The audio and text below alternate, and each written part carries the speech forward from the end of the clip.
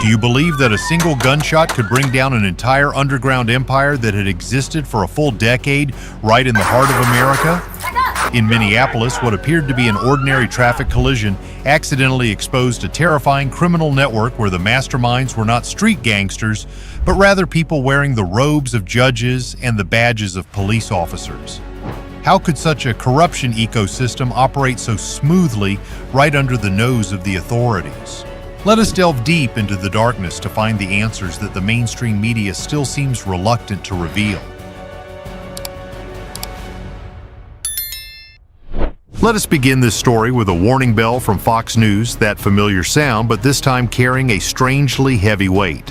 The body camera footage from an ICE agent in this week's shooting incident in Minnesota seems to have revealed the real threat that this officer was facing. Everything started with a controversial shooting in Minneapolis during an immigration enforcement operation. An ICE agent opened fire after a confrontation involving a vehicle, resulting in the death of a 37-year-old woman. Vice President J.D. Vance reacted to this new video on social media platform X, stating that many of you have been told that this law enforcement officer was not hit by the vehicle, was not harassed, and took the life of an innocent person. But the reality appears to be that his life was threatened, and he fired in self-defense.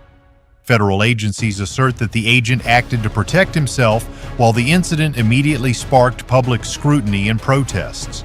But let us pause for a moment to remember why. Why we are not in that city right now. Perhaps because it is a sanctuary city, where, according to some perspectives, it seems to deliberately release public safety threats back into the community. I just mentioned all these cases, these serious crimes involving children, these intolerable acts of abuse that they have allowed to slip through the net and return to society. These are the people we are forced to go out and search for. That single bullet did not end the operation. On the contrary, it seems to have triggered a much broader federal investigation that would expose a massive criminal network, multi-state raids, and corruption reaching all the way into city government. Let me show you this scene. 3:12 a.m., South Minneapolis.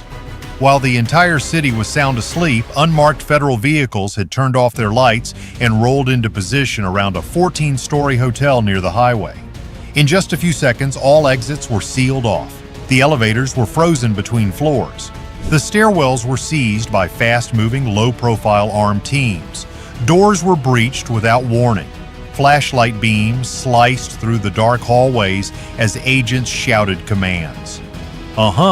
Those inside were forced to the ground, hands kept visible, room by room cleared out systematically. The operation advanced floor by floor, leaving no blind spots behind.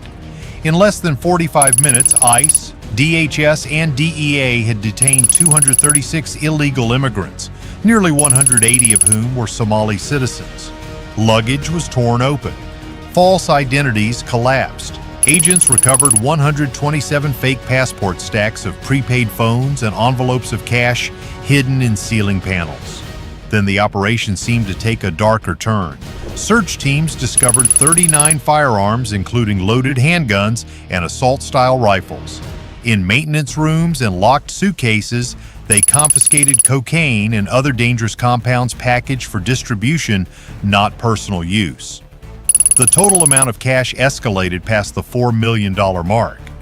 What started as an immigration sweep escalated in just minutes. Weapons, illegal substances, and cash revealed that this hotel was an armed distribution hub, not a safe haven. In that moment, the agents realized the city was facing a major criminal threat, not merely a simple immigration case. If you believe that this hotel raid exposed far more than just immigration violations, pause and reflect right now and ask yourself whether this is only the beginning. By dawn, the hotel raid seemed to start speaking for itself. The phones seized from the rooms kept vibrating nonstop. Missed calls, encrypted messages, and delivery schedules frozen mid-process.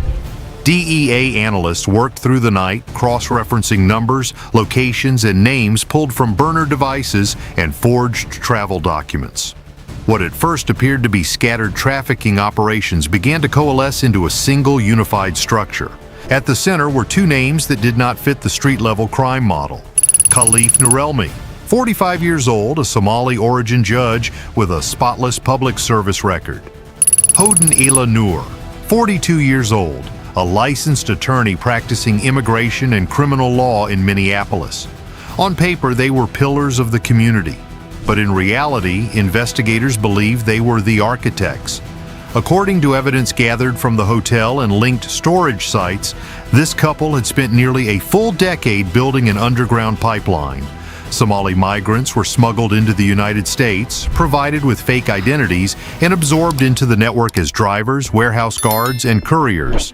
Loyalty was enforced through debt, threats, and pressure on family members back overseas. Their position seemed to provide protection. Access to the courts delayed arrest warrants. Legal filing stalled investigations. Bribes moved quietly. Border officers, local police, and even some high-level law enforcement figures were suspected of being compromised. Illegal substances flowed north from Mexico and Colombia, then spread outward from Minneapolis across state lines. The FBI has linked this network to at least 24 gang-related deaths across Minneapolis. Those previous violent incidents were handled as isolated crimes before this organization was exposed. Investigators later confirmed that the corruption extended beyond law enforcement. Court records revealed direct connections to Minneapolis's Somali origin mayor, who is accused of providing political cover, delaying enforcement responses, and receiving financial benefits. His subsequent guilty plea would confirm that the network's protection reached the highest levels of city government. As the picture grew sharper, surveillance teams detected movement. 8:21 a.m. Minneapolis-St. Paul International Airport. Khalif and Hoden arrived separately, carrying minimal luggage, newly issued passports, one-way international tickets, no public statements, no attorneys present. To the federal agents, it was unmistakable. They were fleeing. ICE and FBI units sealed off terminal sections, tracking the couple via cameras and facial recognition. At 8:27 a.m., before boarding could begin, the agents converged. The arrest lasted 22 seconds. No resistance, no speeches, just the click of handcuffs echoing through the departure hall. With their detention, the network lost its shield. Within a few hours, prosecutors approved expanded arrest warrants. Financial trails were unlocked, names buried for years surfaced all at once. What began as an immigration operation had now fully transformed into a nationwide narcotics conspiracy. And Minneapolis was only the starting point. You might agree if you believe this network survived thanks to protection from within the system itself. And pause to reflect if you want to see every name exposed. 4 a.m., 6 states. At the exact same moment, federal warrants took effect across Minnesota, Wisconsin, Illinois, Iowa, Missouri, and Michigan. More than 1,200 federal agents surged into position. FBI command centers coordinated real-time data feeds as ICE, DEA, and DHS teams moved as a unified force. Roads were blocked off, power grids monitored. The operation unfolded with military precision. The first raid erupted in northern Minnesota. A reinforced door was blown inward. Armed guards attempted to scatter, but flashbang grenades detonated, collapsing resistance in seconds. Gunfire followed. Short, fierce exchanges inside narrow hallways. 2 suspects were shot while resisting arrest.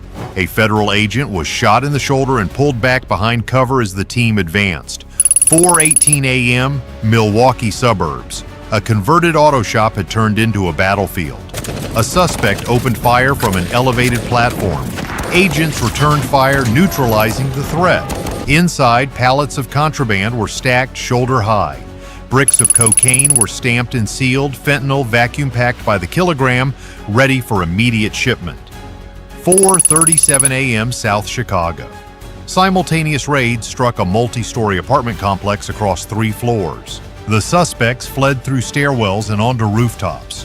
One fired blindly through drywall. Another tried to toss a weapon over a balcony. Agents pinned them down, secured the building, and began methodical searches. Rifles, handguns, and cash were pulled from walls, vents, and subfloor compartments. By sunrise, the scale was unmistakable. Across more than 73 raid locations, federal teams encountered barricades, early warning systems, and pre-positioned weapons ready for immediate use. 4 separate shootouts erupted within the first 36 hours. 9 gang gunmen were killed while resisting arrest. 2 federal agents were injured but survived. The number of arrests climbed rapidly. By the end of the first day, 412 suspects had been taken into custody, including more than 260 direct gang members. Dozens more were detained on weapons, trafficking, and conspiracy charges. By the end of the second day, the total number of arrests exceeded 640 individuals, many directly tied to interstate narcotics transportation, armed enforcement, and money laundering groups. The seizures matched the level of violence. Convoy after convoy rolled in loaded with tons of cocaine, fentanyl, and methamphetamine. Safes were cracked open to reveal tens of millions of dollars in cash. Entire arsenals of weapons surfaced. Hundreds of ammunition boxes were taped together. Ammunition was stacked by the crate. Digital forensics teams copied servers on site. Transaction ledgers were frozen mid-update. What made the fight even more dangerous was the proximity. Some targets were only minutes away from schools and residential areas. Narcotics were stored right next to children's beds. Weapons were hidden behind false panels in family homes. Every raid carried the risk of ambush or civilian casualties. By the second day, the federal command had confirmed it. Could an ordinary hotel conceal a cross-state criminal network without assistance from within the government itself? This was not a local operation. It was a hardcore federal gang network prepared for violence and deeply rooted in the heart of America. This was not a cleanup sweep. It was a war. Reflect on justice if you believe this campaign was necessary and feel that gang violence should never be tolerated.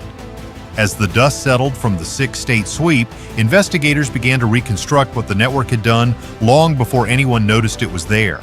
The timeline stretched longer and darker than expected.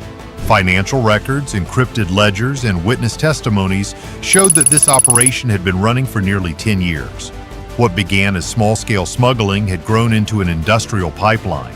Narcotics moved north from Mexico and Colombia, crossing the border hidden inside commercial shipments, then flowed out from Minneapolis like blood through arteries. The volume stunned even veteran agents. Analysts conservatively estimated that hundreds of tons of narcotics had entered the United States through this network. Cocaine for speed and profit, methamphetamine for control, fentanyl for devastation. Each shipment was broken down, redistributed, and pushed into cities and rural towns across the entire Midwest. The human cost was measurable and devastating. Emergency room data showed that overdose deaths in key Minnesota counties had quadrupled over the past decade. In some neighborhoods, fentanyl-related fatalities surged more than 300% in just 3 years. Violent crime followed the narcotics. Homicides escalated. Armed robberies became routine. Territorial disputes escalated into drive-by shootings and executions carried out in parking lots and apartment stairwells. Every increase aligned perfectly with the expansion of the network. Witnesses described how illegally brought-in migrants were forced into roles almost immediately. Some drove delivery vehicles while others guarded warehouses. Many were trapped by fabricated debts, threatened with exposure, or warned that family members back in their home country would suffer if they refused. Leaving was not an option. Cooperation was enforced through fear. Narcotics did not stay confined within criminal circles. Fentanyl leaked into counterfeit pills sold to teenagers. Cocaine fueled gang violence and money laundering schemes. Meth kept users awake for days on end, hollowing out entire blocks of homes. Social workers described neighborhoods where addiction spread faster than any public health response could possibly keep up with. Behind it all was discipline. Routes were rotated every few weeks, vehicles were abandoned and replaced. Communication methods shifted constantly. When law enforcement pressure intensified in one area, shipments were rerouted overnight. The network adapted faster than local agencies could track, until the hotel raid shattered the entire system. As federal teams mapped out the damage, one pattern became impossible to ignore. The violence was not random. The overdoses were not accidents. They were entirely predictable outcomes of a machine meticulously designed to maximize profit, regardless of the human cost. In internal meetings, a number circulated quietly. Tens of thousands of lives were affected directly or indirectly by the narcotics flowing through this single organization. For many years, the network operated in plain sight, hidden behind legitimate titles, community status, and institutional blind spots. The judge signed orders, the lawyer filed motions, police patrols looked the other way. Meanwhile, entire neighborhoods paid the price. By the time the full scale was understood, there was no longer any debate. This was not just a criminal enterprise. It was a prolonged assault on public safety, and the reckoning had only just begun. When police and officials are involved, the silence becomes deadly. Think about refusing to accept corruption if you believe a badge should never protect criminals. And consider whether corruption truly deserves zero tolerance. Once the arrest stabilized, the investigation turned inward. What agents had quietly feared during the raids was now undeniable. The network had not survived nearly a full decade merely through secrecy. It had endured because parts of the very system meant to stop it appeared to have been compromised. Interrogations of mid-level employees began to align. Names kept recurring. Payments matched bank records. Phone logs connected officers to vehicles that should never have passed inspection. The corruption was not a theory. It was documented, dated, and signed. In the next 72 hours, internal affairs units moved in parallel with federal prosecutors. Subpoenas were issued in silence. Lockers were searched. Home safes were cracked open, and the list grew longer by the hour. By the end of the week, 12 local police officers had been arrested. Some had taken cash to look the other way during traffic stops. Others provided advance warnings about upcoming raids. From the police corruption scandal, viewers can learn that public trust is the fragile foundation of any law enforcement system. When those entrusted with protecting the law become accomplices to crime, from escorting contraband shipments to covering up evidence, the consequences go beyond a mere collapse of confidence. They ignite waves of social unrest. This lesson reminds us to demand higher accountability from public authorities, to encourage vigilant oversight by the press and the community, and to prevent betrayal from within. Only through transparency and swift action can society restore trust and avert widespread protests. Corruption is rarely an isolated individual act. It typically thrives in an environment where small violations are tolerated, gradually becoming the norm and justified with practical excuses. Every favor granted, every instance of silence helps strengthen the protective network around criminal activity. This serves as a reminder that to prevent systemic decay, we must break the culture of tolerance early by encouraging whistleblowing, maintaining independent oversight, and refusing to accept any shortcuts under the guise of pragmatism. Only when there is no longer room for costly silence can corruption truly be pushed back. The roads remained closed. Replacement figures failed to move shipments forward. Without protection, deliveries stalled and alliances began to fracture. The illusion of immunity had vanished. What remained was accountability. Slowly, methodically, and without mercy, for the first time in many years, the system started cleansing itself from the inside out. In the weeks that followed, Minneapolis began to change. The noise faded first. Alarm sirens became less frequent. Helicopters disappeared from the night sky. The street corners, once dominated by dealers, fell silent, not because fear had vanished, but because the supply had been severed at its root. Federal analysts confirmed what local residents had already felt on the ground. The flow of narcotics had been disrupted at its source.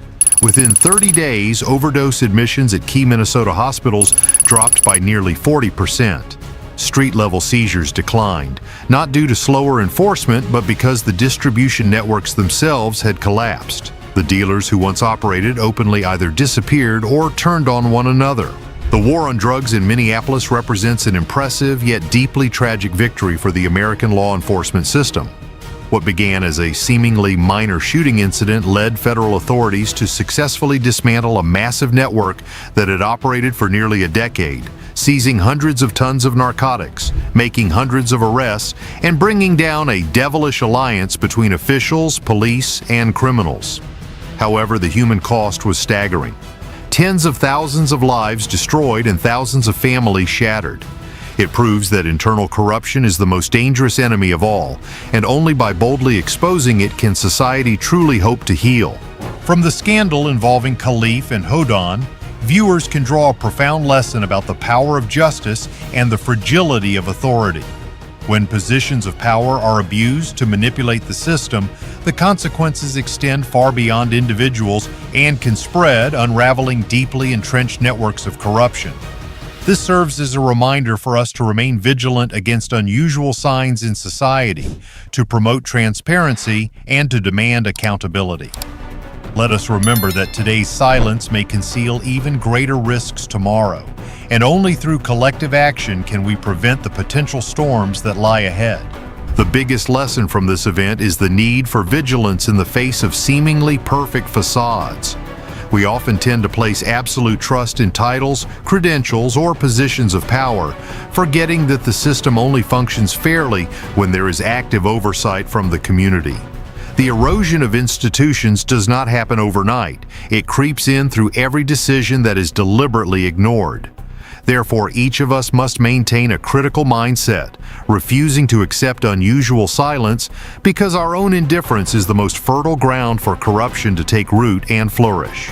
The curtain has fallen on Minneapolis, but the haunting shadow of that corruption ecosystem still lingers. Is this a complete victory or merely the tip of the iceberg threatening other cities across the country? What do you think when the very people entrusted with upholding the law turn out to be the protectors of crime itself? Leave your comment below.